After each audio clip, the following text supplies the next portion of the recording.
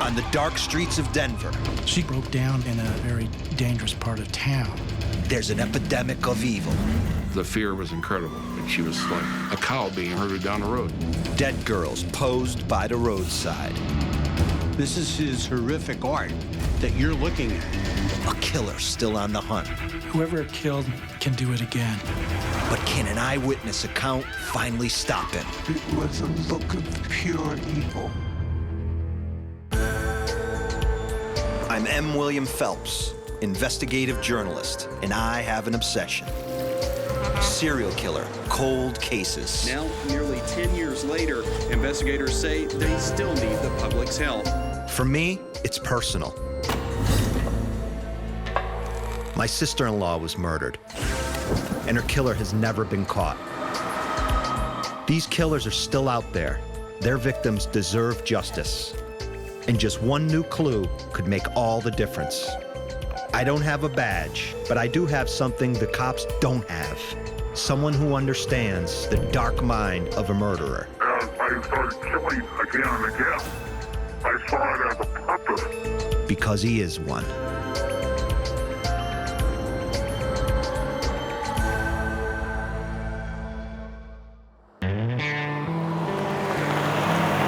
I'm in Colorado, on the outskirts of Denver, just a few clicks east of Mile High City, Arapahoe County.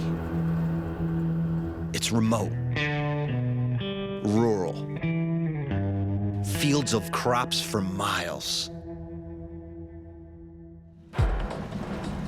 But out here, when night falls and the moon rises, darkness takes hold, and a predator wakes up.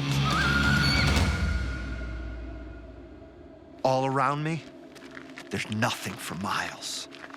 Now imagine a 15-year-old girl running down this road in the darkness. It's freezing. She's naked. An engine is revving. The headlights are coming. She knows she can't escape that. She knows her own fate. What I want to know is, who the hell is behind that wheel? And who else did he kill?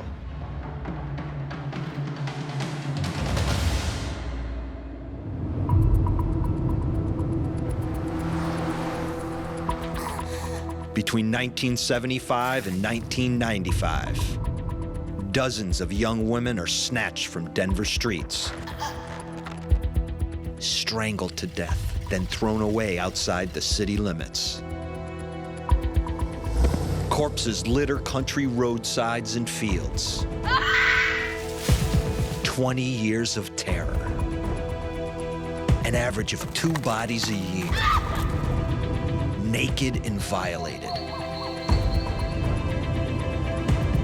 Dumped in the fields. Mighty contact 60130 on tag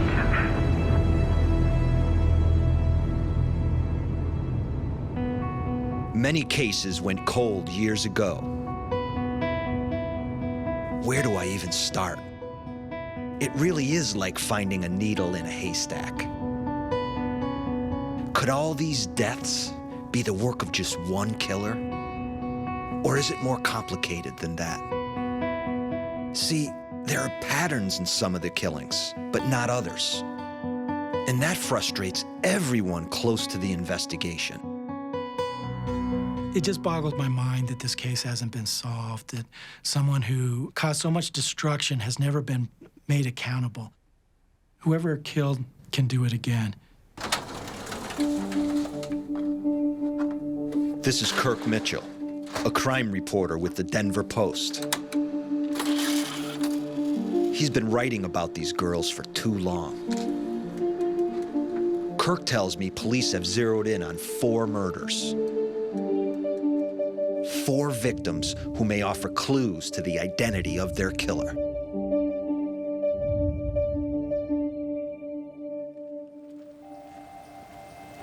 August 17, 1978. Even at 15, Kim Graben was already a drifter at heart. Kimberly Graben, she was a runaway. She'd been staying at a youth home because she'd been running away from home several times. She was kind of off the grid. She was kind of hopscotching from place to place, and she was taking chances on who she met and spent time with. Kimberly Graben had been running all her life. She just didn't realize that this time she'd be running for her life. Kim Graben is victim number 1. What's that over there? She's found the very next morning. She was partially clothed. Her body was manipulated like a mannequin. She was posed. She was posed in a way that would be shocking to police. But this is no one-off. Over the years, this strange MO is repeated 4 times with 4 victims.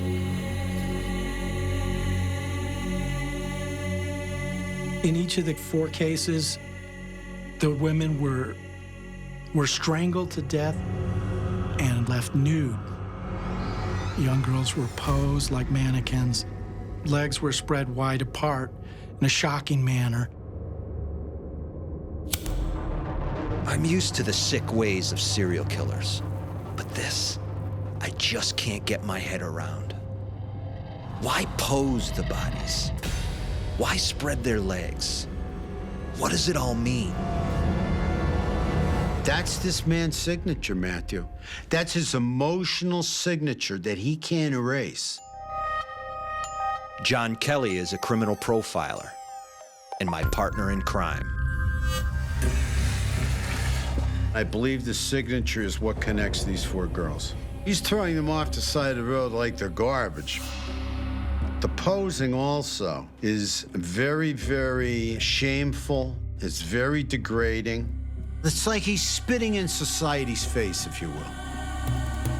Kelly's right. It's not just about the kill for this guy. He's trying to make a statement. But what's he trying to say? I don't speak killer, but I know someone who does.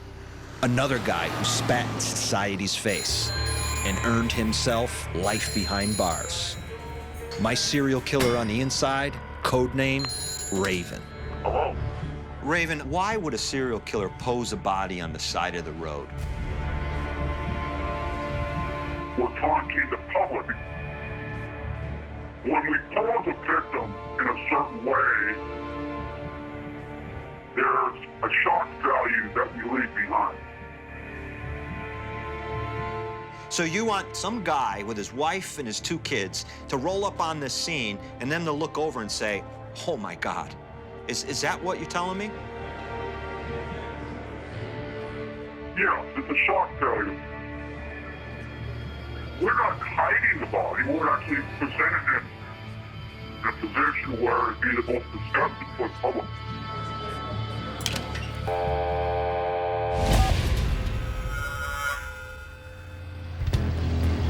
I get what Raven's telling me. The killer's got an ego, a hunger for publicity, notoriety, an up-and-comer carving out a name for himself. But see, the more he reveals, the closer we get to catching him. This guy is some type of artist. This is his horrific art that you're looking at. I'm just outside Denver, Colorado, the great outdoors. But like most cities, it's got a dark side. Between 1975 and 1995, dozens of young girls have been murdered. But 4 in particular seem linked by a killer's twisted MO. The bodies of these 4 victims were found posed like mannequins. Posed for shock value. It worked. The way these bodies were posed makes my blood boil, makes me sick to my stomach. Naked, Some of them with their legs spread apart, left here out in the open for anyone to drive by and see. This guy needs to be caught. This son of a bitch needs to be stopped.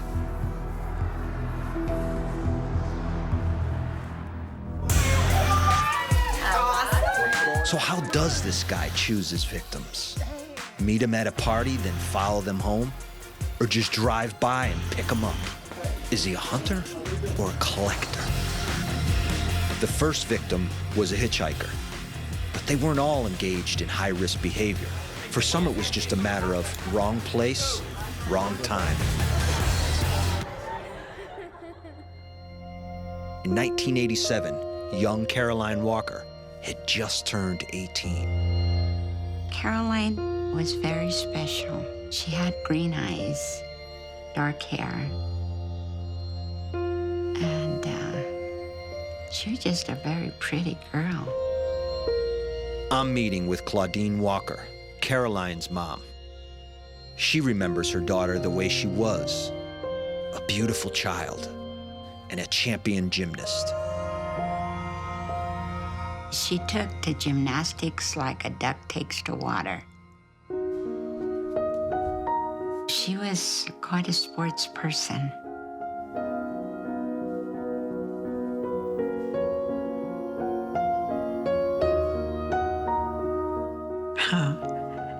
I used to call her my little Komanichi. And she says, "Oh, Mom, I'm not that good." And I says, "To me, you are." Hey, Komanichi, clean your room. 5 more minutes? Now. I've almost got this. 2 minutes. Better win. Sometimes I'd get on her case to clean her room, and she was out there tumbling.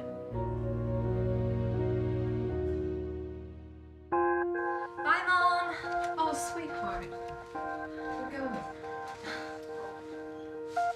I'm gonna be late. Be careful. Remember, 12 o'clock. I know.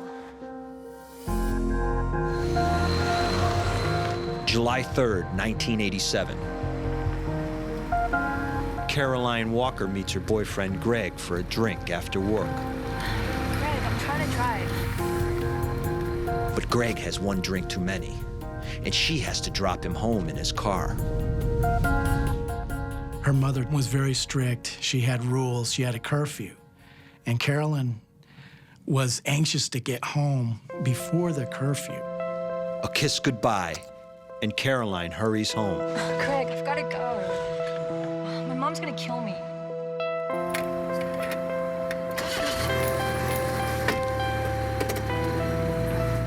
Her curfew hour was 12:30, and she was always on time. It's kind of strange. Of all the kids, she was the only one that I was so paranoid at not ever going anywhere by herself. She asked me, "Mom, don't you trust me?" She says, "You never let me go anywhere by myself." And I told her, "I can't explain that. I just have this feeling that you shouldn't ever, ever be by yourself." But that night, Karolyn Walker was by herself, and all of a sudden, fate comes knocking.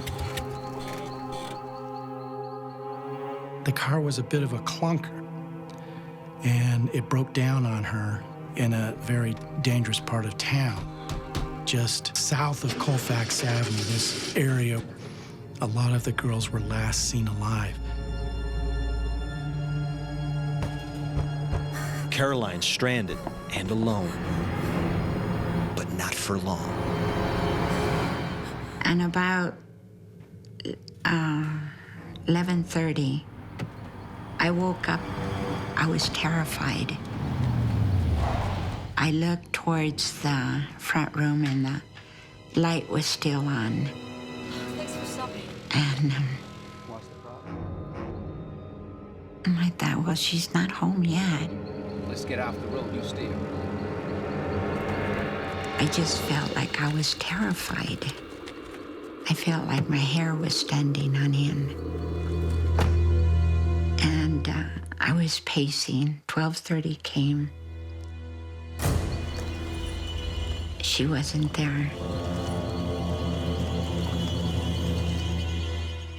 And I paced and no Karolyn.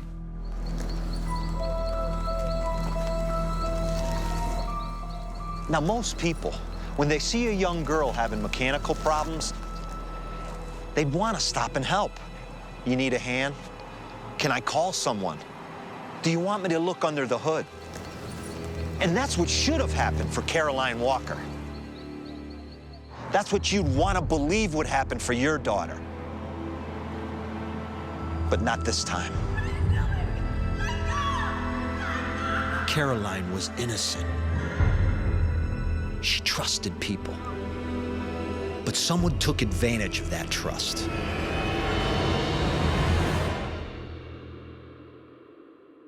"24 hours after Karolyn was last seen, her mom reports her missing. Not much later, the police pull up outside Claudine's house. My youngest son says, "Mom, there's a whole bunch of men and police walking up this yard." And all I could think of is, do you know, did you find her? Is she okay? And one of the detectives just kind of paused a little bit, and he says, "We did find her." I said, "Is she okay?" And he said, "No, she's dead." And I started screaming at him. I told him he was mistaken, that wasn't so. I'd give anything if I could go back and even just get one more hug. But I can't.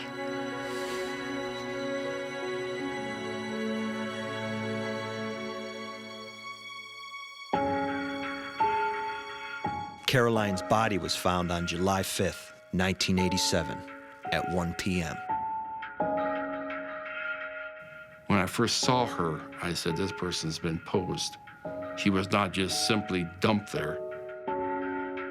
Detective Marv Brandt was at the Walker crime scene. The autopsy revealed she'd been beaten, strangled, and sexually assaulted. She was found lying completely naked with her feet up towards the road, her hands and arms pulled behind her, and her legs were spread, and no clothes were found anywhere. And he wanted the public to see her, if you will. Exactly. He wanted somebody to see her and shock that person. A person that does this is proud of what he's done.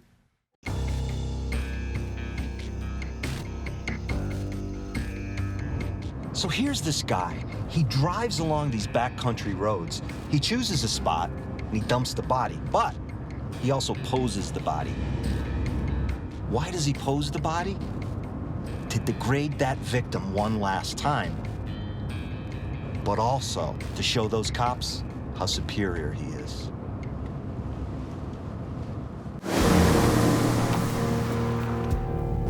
So we know this guy wants to shock, but why? Well, John Kelly's got a theory. It's about notoriety and a very twisted take on a public performance. It's the posing that's his signature. Art is in the eye of the beholder. This guy is some type of artist, if you will. This is his art. This is his horrific art that you're looking at. But why use women as a canvas? He has unbelievable hate towards younger women.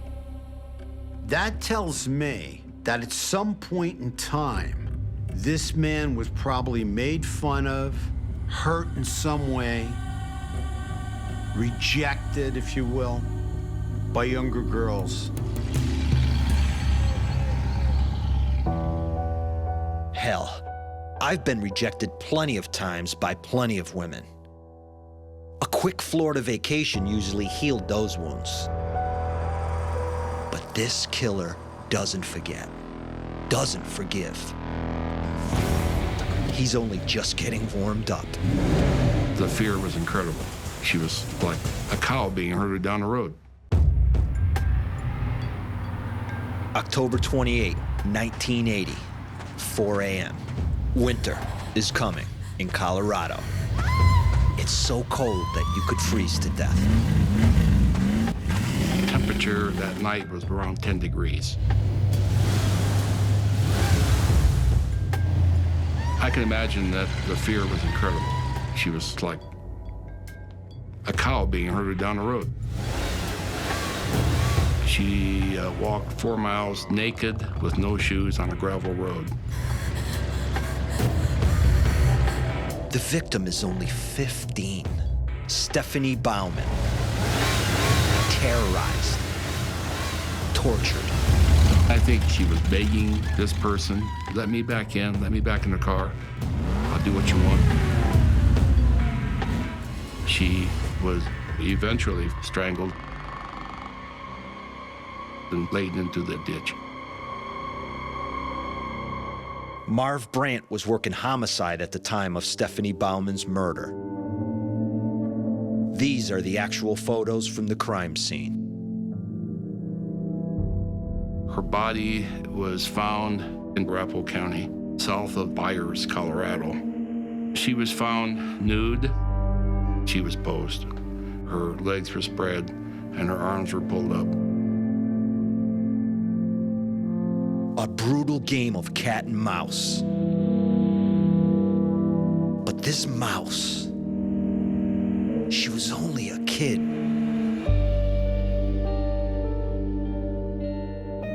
Stephanie Bauman was 15 years old. Brunette hair, blue eyes, freckles. She's a young teenager, beautiful child, but just had some hard knocks in her life that got her off track.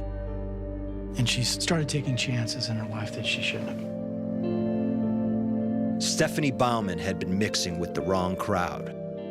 Just a kid trying to find her way in a world she wasn't ready for.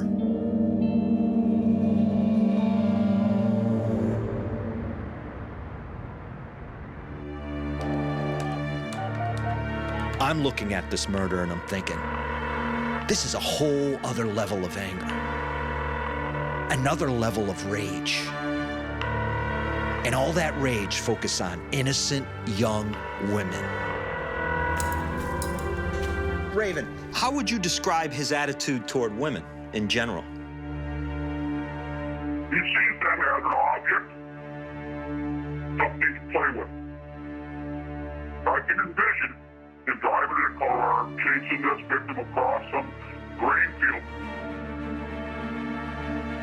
And he'd be laughing behind the stairwell, watching her run away from him until she couldn't run no more. The victim has hope that she will succeed in getting away. And that's what he thrives with. And he's getting enjoyment out of that. Total enjoyment of it. Knowing full well the end result is that she's gonna die. Trust Raven to know exactly how the killer thinks. I guess it takes one to know one. I think we can all agree that this Denver guy is a sadist. Raging violence, zero empathy. And an imagination for cruelty that knows no limits.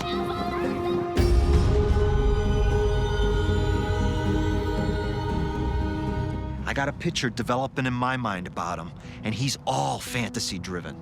It's all about taking the girls out in the middle of nowhere and watching them suffer. That's what drives him.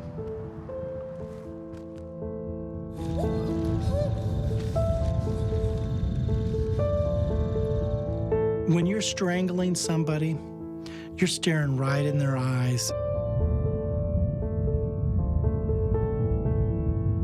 whoever was killing these young women really enjoyed that terror in their eyes. He derived some kind of pleasure from that. She's looking into the eyes of evil. She's looking at the devil. This is a very sadistic man. This is a psychopath who hates young girls and who gets immense pleasure out of watching them suffer. He pushes her up against the barbed wire fence. He knows the pain that that's inflicting on her. Then he gives her the opportunity to run again and chase her some more. This is a very bold, sadistic, psychopathic killer. I know of a bold, sadistic, psychopathic killer named Vincent Groves. Does he fit into this? This guy Groves was also a sadist, one of Colorado's worst serial killers, and he was active at the same time. He's dead now, but with DNA testing, they still keep tying him to cold cases. Some think he killed as many as 24 women. He's a person of interest in the murders we're looking at. His MO was strangulation, just like our 4 cases. But in other ways, he doesn't fit. We can see similarities in the strangulations. We can look at the time frame. What are the differences? Totally different hunting styles. Vincent Groves is hunting on the most vulnerable population, which is prostitutes. Show him a $20 bill, you're gonna get a girl in a car. She's probably strung out on dope, and she's desperate. She needs the money, so she's gonna go with anybody. She's a serial killer's perfect victim. I don't see posing as part of Vincent Groves' ritual. But with this other serial killer, I see him posing each and every victim. He's saying, ha, ha, ha, look at my work. Look at my work in your face. Literally, in your face. Whereas Vincent Groves is just using these women, degrading them, murdering them, and just dumping them like garbage. Exactly. Vincent Groves is only interested in the power to control the kill and the degradation of the woman by dumping her as a piece of garbage. Did Vincent Groves kill these 4 girls? I do not believe he did. Any one of them? No, I do not believe he did at this point, no. So Kelly's certain Groves isn't our guy. But some cops I've talked to aren't so sure. Forget the needle. We can't even find the haystack. Cases like these, decades old, are never clear-cut. We gotta catch a break. Something to help move the case forward. A killer this sadistic can't stay on the streets. This guy's beyond violent. And you know what? He got a thrill out of it. Is he smart? I don't think so. Impulsive? Absolutely. My question is, when will he slip up? Or has he already? Do you believe she saw the killer? I personally believe she did, yes. In Denver, dozens of cold cases. Dead girls, daughters, sisters. The work of one killer? Probably not. But 4 victims seem linked. Kim Graben, Caroline Walker, Steph Bauman, and 18-year-old Donna Sue Wayne.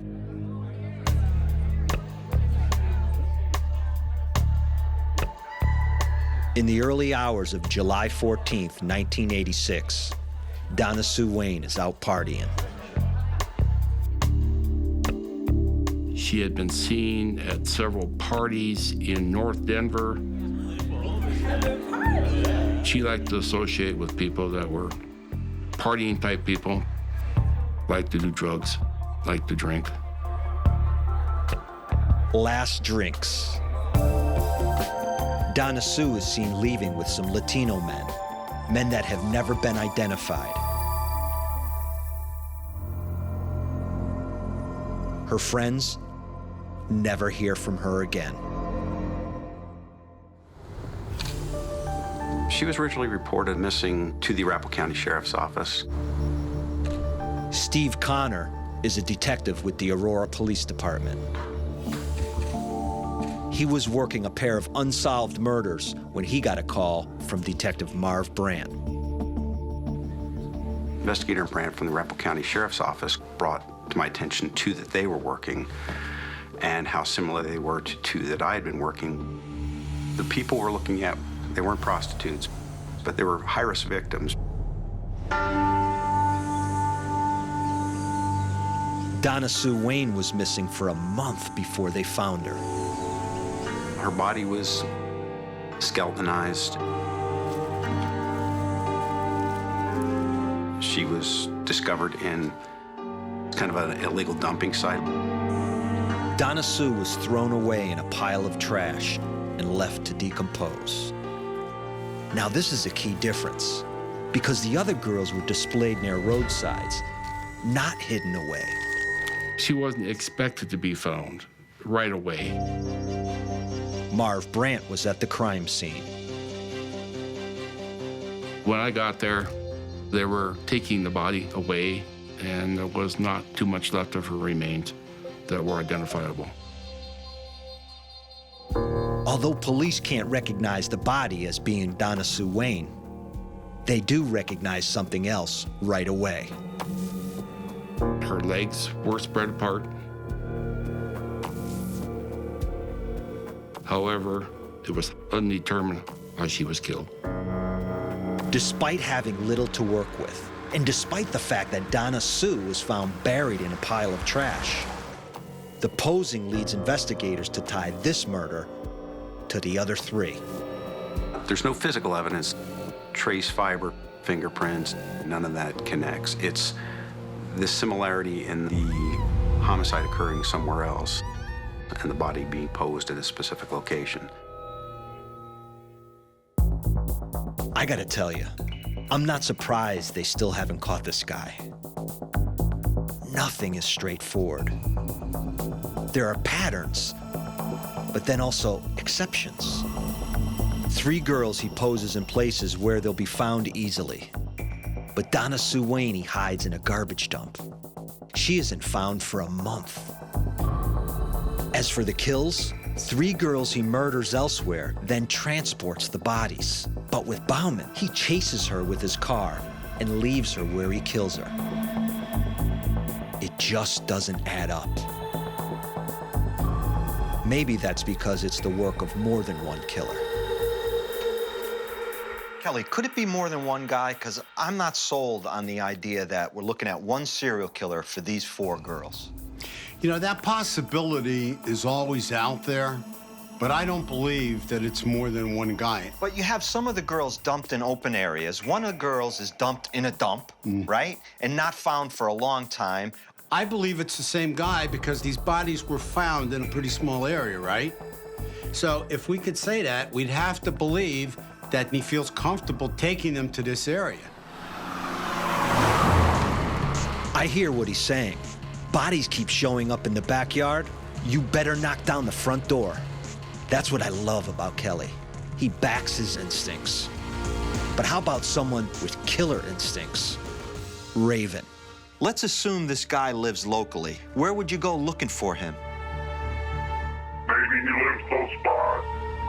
I think he'd probably hang out at a local cafe where he could flirt with the waitresses and enjoy their company. He's gonna stay within his comfort zone. And his comfort zone is local, right? Yes, it's gonna be completely local. This guy's not gonna move. He's still there. He's still watching. So it's 2 against 1. Kelly and Raven both think it's one guy. One killer for these 4 girls. But what about the variation in the MO? Serials usually have a consistent pattern, but it can't evolve. Something made this guy change his game. That leads me to believe there's some kind of substance abuse involved. His plan has been messed up. He has lost some control, and I believe he's ingested some kind of drug. Why would a serial killer do that? I thought the addiction was murder. That's what you're always telling me. The addiction is murder, but don't forget, if he's using substance, eventually he's going to start to lose control. He's going to start to get sloppy. He's going to start to make mistakes. And that's something Kelly and I can agree on 100%. Because he did slip up. On the night he murdered Donna Sue Wayne, someone looked him right in the eyes. The only way to describe it was a look of pure evil. In the summer of 1986, 18-year-old Donna Sue Wayne disappears. She's found a month later, buried in a pile of trash. Police have no idea what happened to her. Till one day they get a call from someone who says she saw something. You know, one of the reasons why I do this show is so people can come forward with new information. Maybe you heard something. Maybe you know something. Entire cases can be solved with one eyewitness account. And with Donna Sue Wayne, a witness has come forward. And you know what? To this very day, she's still shattered by what she's seen. I've been granted an interview on the condition she remains anonymous. After almost 30 years, she still fears for her life. It was the middle of July, and I was on my way to work. It must have been about 5:15 in the morning. I see a car driving erratically. I assumed that it was someone that was just drunk. As I got closer, they pulled back and blocked both lanes of the road. So the only way for me to get around him is to go behind him down into the ditch. Wow. And back up again. And when you go behind him, you come up on the passenger side of his car. And that's where I see her with the door flown open. And what is she doing? She's saying, "Help me, help me," pleading for what she knew was her life at that time. I'm certain of that. And he pulled her back in. He was covered with sweat. He didn't have a shirt on. He was mid-20s to 30s. His hair, sort of a dirty blonde color. Did he look at you? He saw me. Very clearly, he saw me, yes. The only way to describe it was a look of pure evil, pure evil. What do you think you saw that morning? I think I saw a murder in progress. In the days before cell phones, our eyewitness had to find the nearest house before she could call 911. When the cops get there, they don't find anything. They start thinking there could be a simpler explanation. They suggest to me that it's probably just a domestic dispute. And I am adamantly telling them that it's not just a domestic dispute. You're certain of it? I'm certain of it. There was no doubt in my mind that this girl's life was in danger. So for a long time, you don't know what happens to this girl? A month went by, and I saw a little blurb in the newspaper saying, "Body found," and I called the Aurora police and said, "I believe I was the last person to see this girl alive." Turns out, our eyewitness was right. She saw Donna Sue Wayne pleading for her life. sentenced to death by a man with eyes of pure evil. Eyes that stared right back at her. The detective suggested that I should not take that same route to work ever again, because the gentleman clearly had seen me, and he continued on to still murder this girl. Right. So why do this interview for you anonymously? Well, I do it anonymously because I do know that the guy is out there. And I don't think he's far away. Wow. And I think he's the type that's a braggart. Ah. I really believe that he's told other people, if other people haven't been involved with them. And I think eventually that'll catch him.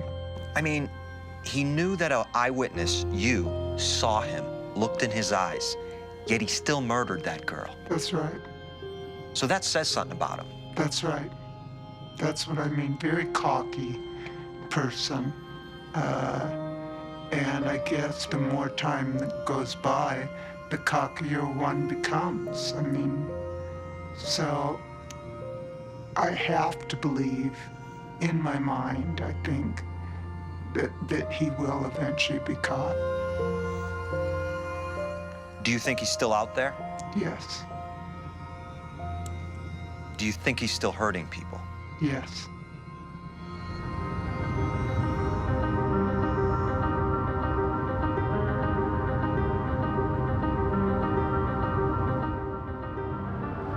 There are over 1,500 unsolved homicides in the state of Colorado.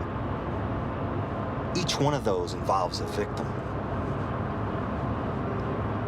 Here in Aurora, in Denver, we're focusing on 4 cases. That's 4 victims. I just spoke to an eyewitness. You know what? That's victim number 5. Because she suffered her entire life.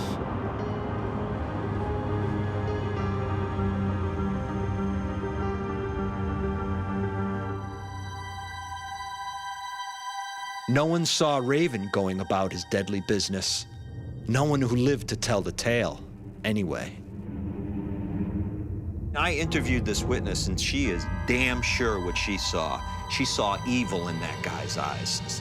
So what would you say about that? She probably felt there was evil in the air when she saw them.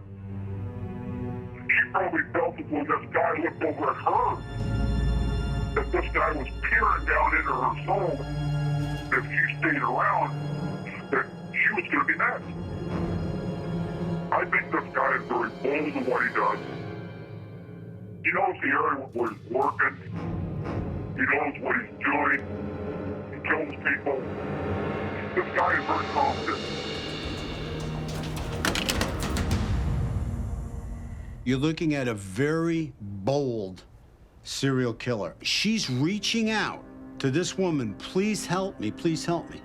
This guy reaches over, wraps his arm around her, and whips her back into the car. Where are you going, honey? You're coming with me. We have a date with death.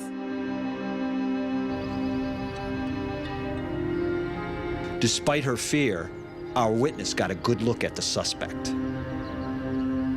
He was Caucasian, in his late 20s, with blonde hair. At the time, there wasn't enough evidence to make an arrest. But times have changed.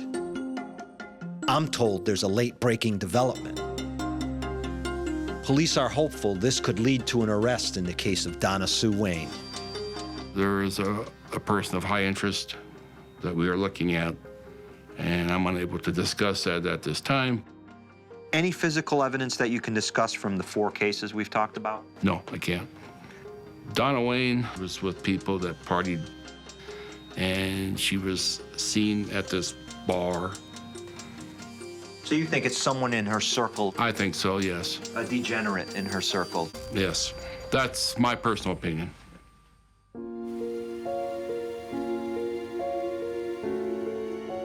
Well, that makes sense. See, I was never sure that Donna Sue fit with the other three. But that still leaves a serial killer on the loose. The man who murdered the other three women. I'm thinking about this guy and what is going to be his demise. And I think it's his own narcissism. He thinks he's too damn smart. But you know what? Science is going to catch him. And I'm told they're real close right now. And when that day happens, he'll be wearing metal bracelets and locked up where his ass belongs. To make this happen, it's vital that others come forward. Step up, like our eyewitness did. Who were these Latino men that Donna Sue left the bar with? They gotta know something. Any piece of new information could help lead to an arrest. If you know a sadistic person that lived in the Denver-Aurora area between 1975 and 1995, do your duty and call local police. And if you have a piece of information that can solve one of these crimes, why not come forward? Whoever did this has destroyed many lives, and nobody was held accountable. What would be most meaningful for me is to see that person brought to justice. But there's no amount of justice that can ever replace the loss of a beautiful young daughter.